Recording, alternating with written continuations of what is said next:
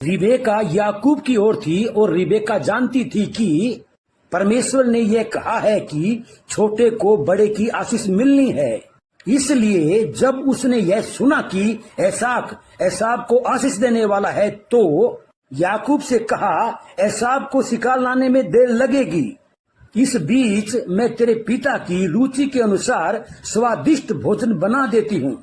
तू अपने ऊपर एक जानवर की खाल ओढ़ लेना और अपने भाई की तरह रोएदार होने का अभिनय करना और वह भोजन अपने पिता के पास ले जाना। तब याकूब एसाक के पास वह स्वादिष्ट भोजन ले गया। तब एसाक ने याकूब को चूमा और यह आशीर्वाद दिया, तू अपने भाइयों का स्वामी हो और तेरी माता के पुत्र तुझे दंडवत करें।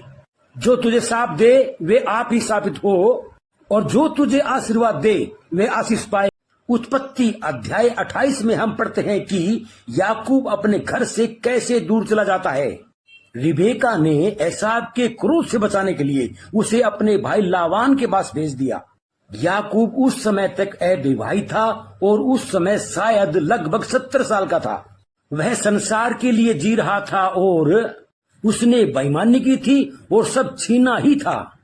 फिर भी परमेश्वर अपने दया में याकूब से मिला और उससे कहा कि उसके जीवन के लिए उसके पास एक बड़ा उद्देश्य है।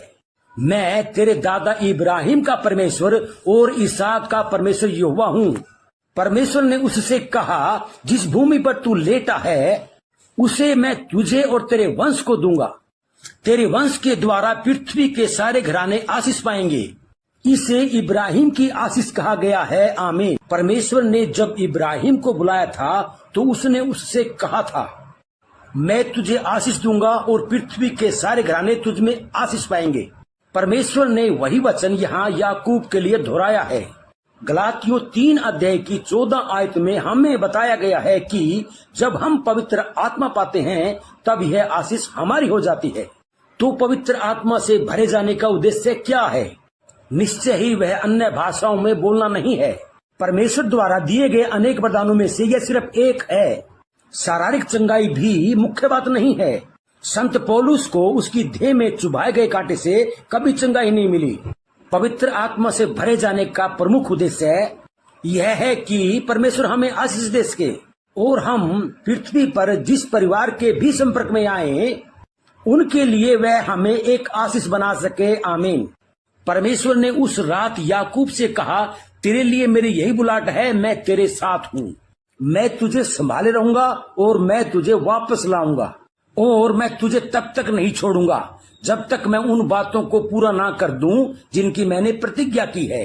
तब याकूब नींद से जाग उठा और बोला, यह स्थान कितना भयानक है।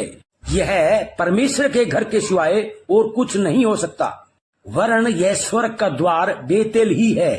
जो सीढ़ी याकूब ने दर्शन में देखी थी, यीशु ने उसे स्वयं के एक चित्र के रूप में दर्शाया। यीशु पृथ्वी से स्वर्ग तक जाने वाली सीढ़ी है और हमें परमेश्वर का धन्यवाद करना चाहिए कि उस सीढ़ी का पाया नीचे तक आया है, उसने पृथ्वी को छुआ है। यीशु सब बातों में हमारे समान बन गया कि वह हमारा महायाजक हो सके। आमीन। याकूब जिसने अपने भाई और पिता को धोखा दिया था, अब एक ऐसे व्यक्ति से मिला जिसने उसे धोखा दिया था।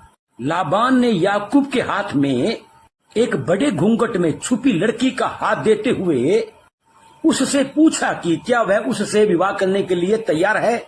याकूब ने यह मानते हुए कि वह राहेल है, हाँ कह दिया और उसका विवाह हो गया।